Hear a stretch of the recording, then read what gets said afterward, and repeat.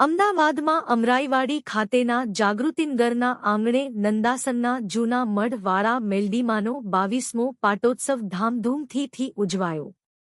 ત્રિદિવસીય સૂર્યયોગમાં વિદ્વાન ભૂદેવોએ વિશ્વ કલ્યાણ અને શાંતિ અર્થે યજ્ઞમાં વિશેષ આહુતિ અર્પણ કરી હતી.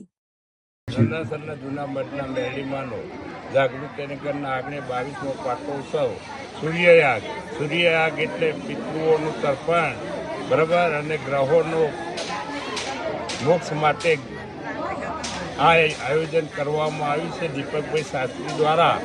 અને મારી પરિવારના ભક્તોનું સૌનું કલ્યાણ થાય એના માટે આ યજ્ઞ કરવામાં આવેલ છે. નામને પરિચય આપજો. શાસ્ત્રી દીપક એન પાઠક.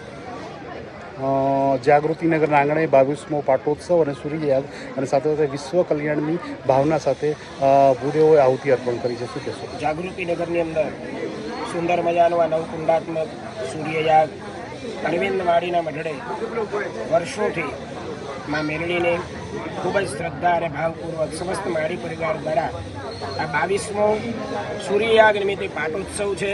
અને અરવિંદવાડી સહિત દેશ વિદેશમાં રહેતા તમામ ભાવિક ભક્તો સુંદર મજાના આ યજ્ઞનો લાભ લઈ રહ્યા છે.